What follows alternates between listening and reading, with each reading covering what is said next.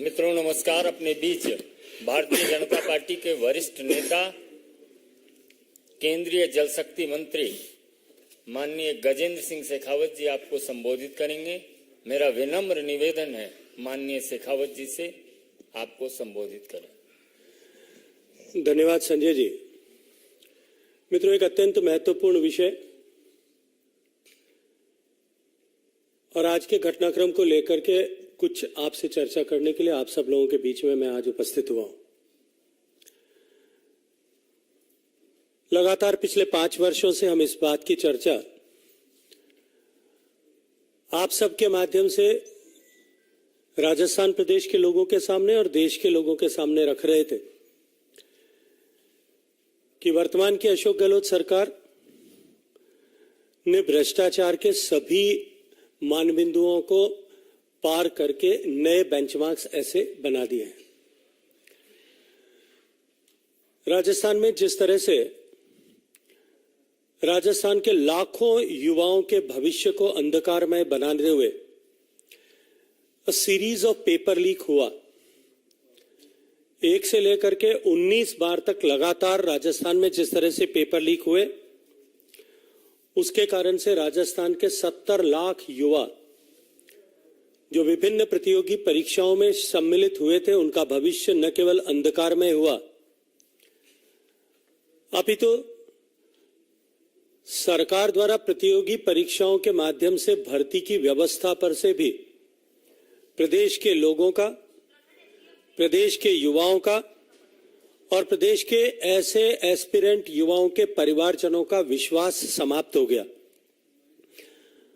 उन 70 लाख युवाओं में से निश्चित ही अधिकांश युवा किसी गरीब के बेटे थे, किसी साधारण परिवार के बेटे थे, किसी किसान के बेटे थे, किसी आदिवासी परिवार के बेटे या बेटी थे या किसी दलित परिवार के बेटे या बेटी थे, जिन्होंने पेट काट करके इस आशा के साथ में कि बेटे के द्वारा किए गए परिश्रम के चलते हुए जब उसे सरकारी नौकरी प्राप्त होगी, उसके जीवन में एक स्थायित्व आएगा और साथ ही साथ परिवार का सम्मान भी एक बार फिर पुनः स्थापित होगा। इस आशा के साथ में उन्होंने कठोर परिश्रम करके अपने बच्चों को जिस तरह से पढ़ाया,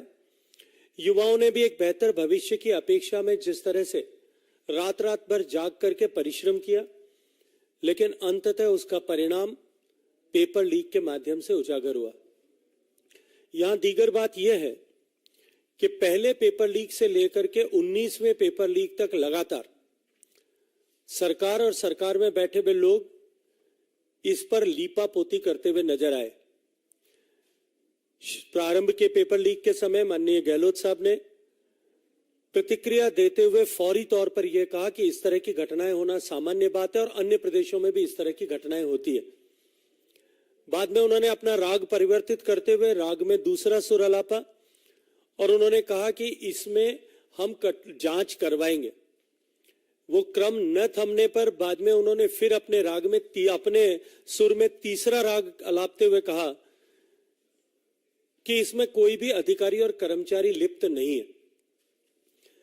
और निरंतर 18 पेपर लीक होने तक वो हर बार बिना मांगे ही कर्मचारियों, अधिकारियों और राजनेताओं को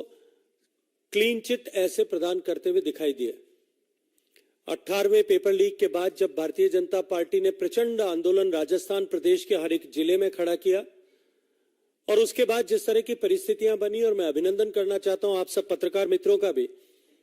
कि आपने जिस निर्भीकता और निष्पक्षता के साथ में इस सब विषय को देश और प्रदेश की जनता के सामने रखा, तब दबाव में आकर के गहलोत सरकार को कुछ फौरी तौर पर कार्रवाई करनी पड़ी और कार्रवाई कुछ कदम चली थी। हम सब के संज्ञान में है कि आरपीएससी के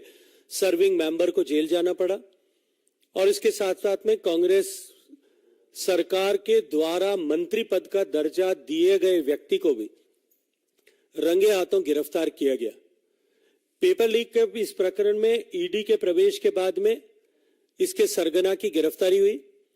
और सरगना की गिरफ्तारी के बाद में जिस तरह के तार जुड़ते हुए प्रतीत हुए, उनके चलते हुए ईडी ने जो हालिया कार्रवाई की है, उन कार्रवाइयों का परिणाम यह है कि आज सरकार बैकफुट पर है और बौखलाई हुई नजर आ रही है। लेकिन क्योंकि नरेंद्र मोदी जी की सरकार का यह संकल्प पहले दिन से है कि हम किसी भी सूरत में किसी भी क्षेत्र में भ्रष्टाचार को बर्दाश्त नहीं करेंगे और भ्रष्टाचार के प्रति जीरो टॉलरेंस की नीति अपनाते हुए हम इस दृष्टिकोण से आचरण और व्यवहार करेंगे। इस पेपर लीक के केस में एसओजी और एंटी करप्शन ब्यूरो जो राजस्थान सरकार के मुखिया आदरणीय अशोक गहलोत साहब के अधीन काम करती हैं, गृह मंत्री होने के नाते और मुख्यमंत्री होने के नाते डायरेक्ट कंट्रोल एंड कमांड मुख्यमंत्री जी का है। जब मुख्यमंत्री स्वयं आगे चल करके इस तरह की क्लीन चिट अधिकारियों और नेताओं को दे रहे थे, तब कोई भी कार्रवाई निष्पक्ष रूप से इन एजेंसीज के द्वारा हो सकेगी, इसकी संभावनाएं राजस्थान के जनता के मन में समाप्त हो गई थी। राजस्थान का युवा ये मानता था कि इस दृष्टिकोण से किसी भी तरह से हमें न्याय नहीं मिल सकेगा। राजस्थान एंटी करप्शन ब्यूरो के सेवानिवृत्त डायरेक्टर जनरल बीएल सोनी साहब ने खुद वीडियो करके ये कहा और इस बात को स्वीकार किया है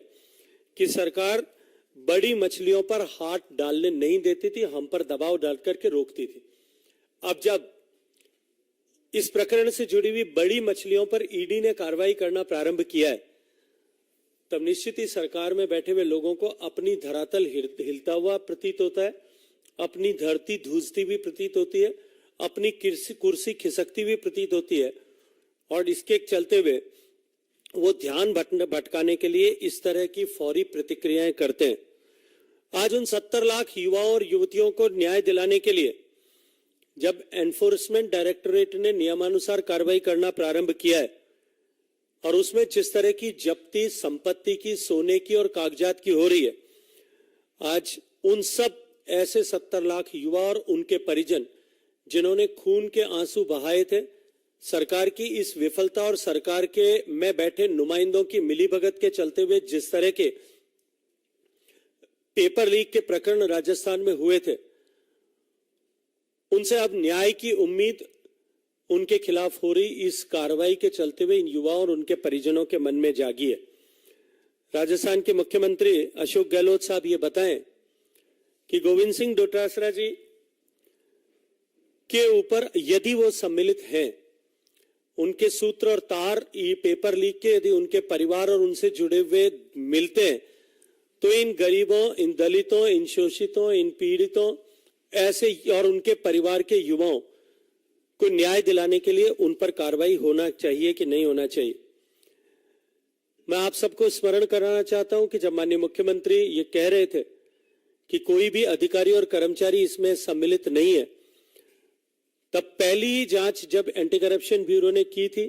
उस पहली जांच में उसके सूत्र जो है अधिकारियों और नेताओं तक पहुंचे थे, लेकिन इस राजनीतिक स्तर पर हुए भ्रष्टाचार को दबाने के लिए गहलोत सरकार ने उस जो है जांच को रोकने का काम किया था। मुख्यमंत्री जी एक तरफ तो इस बात को कहते हैं कि ईडी को आर्थिक अनियमितताओं के लिए कार्रवाई करनी चाहिए, दूसरी तरफ जब इस तरह की आर्थिक अनियमितता पर कार्रवाई होती है तब वो तिलमिला करके अलग तरह के बयान देते हुए प्रतीत होते हैं। मैं आज उनसे ये प्रश्न करना चाहता हूं कि पेपर लीक के माध्यम से जिस तरह का षड्यंत्र लाखों युवाओं के भविष्य को बर्बाद करने के लिए हुआ और उसमें जिस तरह से लाखों लाख रुपए का या करोड़ों रुपए का जिस तरह से लेन देन हुआ, क्या वो आर्थिक अपराध की श्रेणी में नहीं आता? दूसरा, मुख्यमंत्री जी ये कहते हैं कि आर्थिक अनियमितताओं पर जांच तो होनी चाहिए, लेकिन जब उनके पुत्र के द्वारा किए गए आर्थिक अनियमितता पर कोई जांच होती है, उस पर वो तिलमिला करके प्रतिकूल बयान देते हुए प्रतीत होते हैं। आज उन्होंने इस ईडी की कार्रवाई को अपने द्वारा दी जा रही खोखली गारंटियों, जिनके ऊपर से जनता का विश्वास समाप्त हो गया, उनके साथ जोड़ने की एक बार पुनः चेष्टा की है। राजस्थान के किसानों के साथ धोखा करने वाली, राजस्थान के युवाओं के साथ अन्याय करने वाली, उनके भविष्य के साथ खिलवाड़ करने वाली, राजस्थान के माताओं बहनों के सम्मान को गिरते हुए आंख मूंद करके देखने वाली इस वर्तमान अशोक गहलोत सरकार कि तिलमिलाहट आज और बौखलाहट आज स्पष्ट रूप से दिखाई देती है। मैं एक विषय और आप सबके सामने स्पष्ट करना चाहता हूं कि एनफोर्समेंट डायरेक्टरेट ने जो माननीय गहलोत साहब के बेटे के खिलाफ कार्रवाई की है, उसके तार मॉरिशस से हवाला के जरिए पैसा जाना और रीरूट होकर के पैसा आना इस प्रकरण से जुड़े हुए। इस तरह से देश में काले धन को रोटेट करके उसको जायज बनाने का जो प्रयास होता था और उसको रोकने के लिए जिस तरह से कि भारत की सरकार ने आदरणीय नरेंद्र मोदी जी के नेतृत्व में काम किया है और सफलतापूर्वक उस पर लगाम लगाने की कोशिश की है, मेरा प्रश्न यह है कि इस पर जांच होनी चाहिए नहीं होनी चाहिए, इसको लेकर के अशोक गहलोत साहब को स्पष्टीकरण देना चाहिए। जहां तक एनफोर्समेंट डायरेक्टरेट की बात है, अब जो माननीय मुख्यमंत्री जी बार बार इस बात का दोषारोपण करते हैं कि ईडी की कार्रवाई उन्हीं प्रदेशों में होती है जहां चुनाव होने वाले और विपक्षियों को टारगेट करके ईडी की कार्रवाई की जाती है। मैं आज आप सबसे एक प्रश्न करना चाहता हूं कि अब से पहले जितने प्रमुख ईडी के केसेस हुए हैं उनमें से कितनों में न्यायालय ने राहत प्रदान की है? अगर सरकार के किसी दबाव में एक स्वतंत्र एजेंसी ने गलत काम किया होता तो निश्चित ही न्यायालय ने उसमें हस्तक्षेप करके न्यायपालिका ने निश्चित रूप से राहत प्रदान की होती। एनफोर्समेंट डायरेक्टरेट के पिछले 9 साल के रिकॉर्ड को यदि उठा करके देखा जाए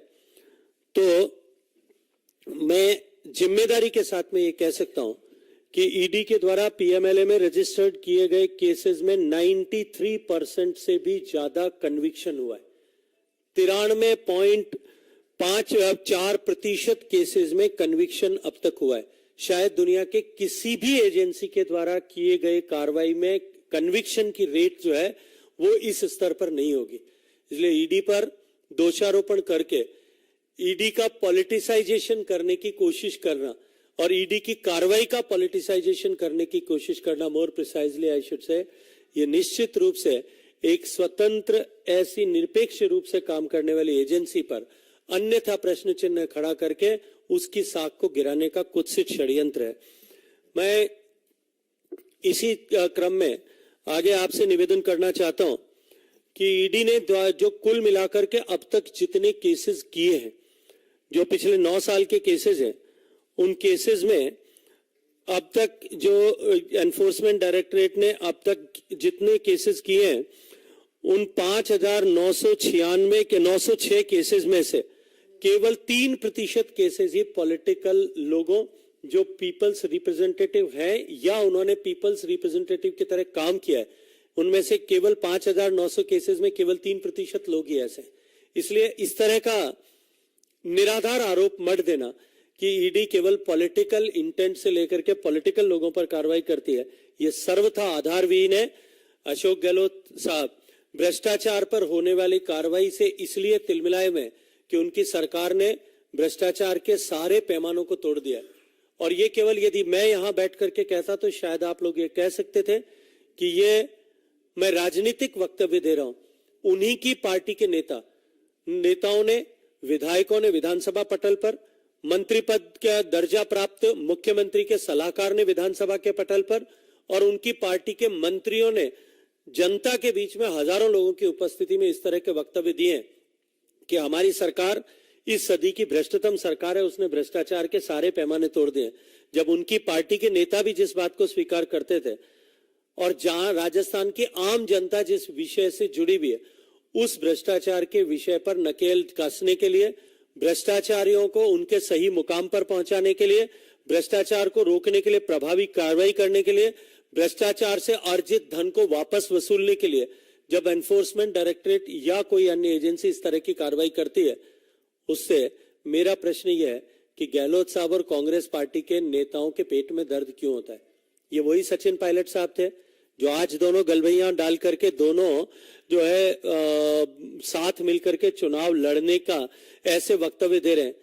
आपको याद दिलाना चाहता हूं, कुछ दिन पहले इसी पेपर लीक के विषय को लेकर के टिप्पणी करते हुए उन्होंने अनशन भी किया था और उन्होंने अजमेर से लेकर के जयपुर तक की यात्रा भी निकाली थी। आज की इस कार्रवाई के बाद अशोक गहलोत साहब के द्वारा दिए गए वक्तव्य पर मैं चाहता हूं कि वो भी अपनी तरफ से कुछ टिप्पणी करें। इसी के साथ आप सबका बहुत सारा धन्यवाद।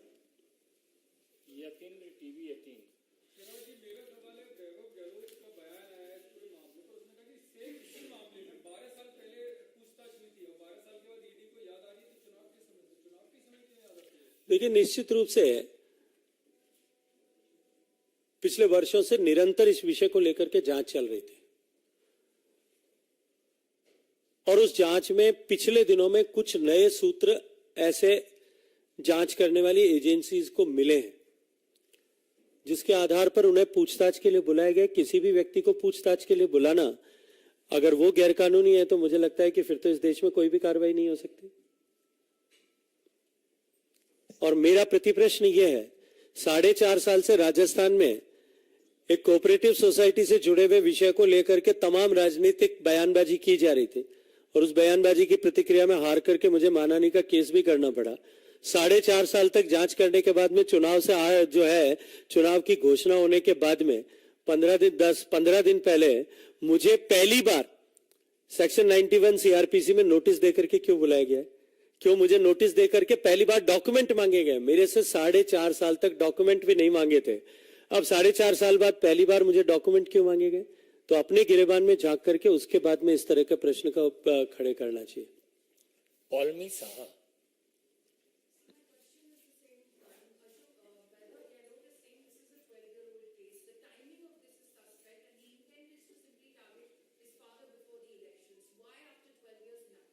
So this is the same reply which I have given, that my question is why in the other case which he wants to allege me, your chief minister and the Congress party, उसमें 4.5 साल बाद में why they have given me notice to submit the papers which I have already submitted 4 years ago without any notice, suo moto by a suo moto representation in 2020 and 22 when I have submitted all that data and all relevant papers. Then why he has given me notice to submit the papers? They might be, the inquiring agencies, they must be having some details, so they have given notice. Why they are afraid of this? अंकित गुप्ता,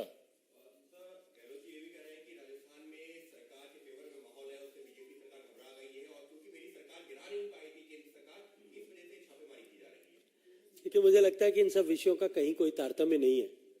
राजस्थान में जिस तरह का माहौल है, गहलोत साहब और Congress party खुद इस बात को जानते हैं और राहुल गांधी साहब तो सहज रूप से बात करते हुए भी इस बात को सरकार स्वीकार कर चुके हैं कि उनकी सरकार जाने वाली है।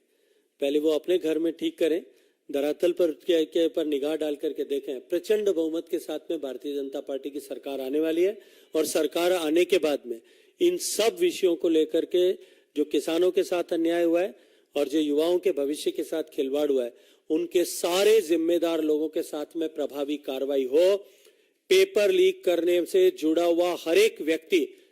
को उसके किए के अंजाम की सजा भुगतनी पड़े। इसको भारतीय जनता पार्टी सरकार में आने के बाद, जो आना अवश्यंभावी है, मैं दीवार पर लिखा हुआ पढ़ सकता हूं, आने के बाद प्रभावी कार्रवाई करेगी। ठाकुर रविंद्र सिंह,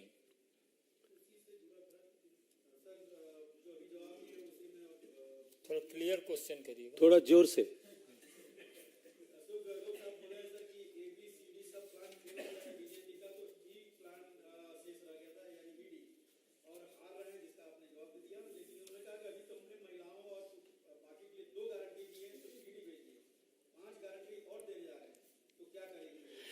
देखिए, मैंने जैसा कहा कि ऐसी गारंटी जिन पे से राजस्थान की जनता का विश्वास उठ चुका है,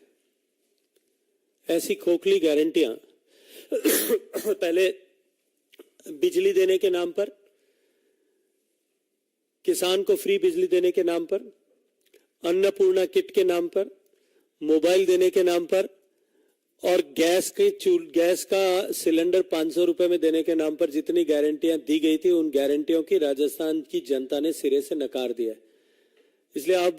इन नई गारंटियों के साथ में एक जो नए लिफाफे में डाल करके पुरानी गारंटी को वापस पेश किया।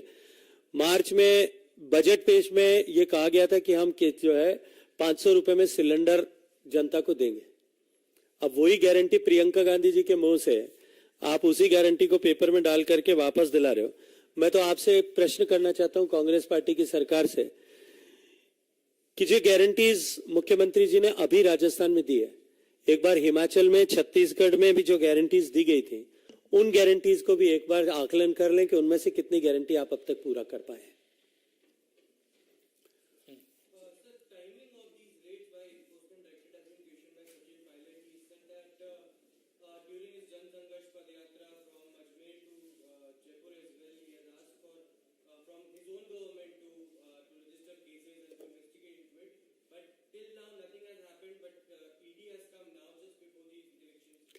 मुझे लगता है कि भ्रष्टाचार पर कोई कार्रवाई हो, भ्रष्टाचार से अर्जित धन पर कोई कार्रवाई हो, उसको लेकर के किसी तरह के मुहूर्त निकालने की आवश्यकता नहीं होती। जब भी ऐसा कोई विषय संज्ञान में आता है उस पर कठोरतम कार्रवाई होनी चाहिए। ये नरेंद्र मोदी जी का संकल्प है और इस संकल्प के साथ पिछले 9.5 साल से सरकार ने काम किया है।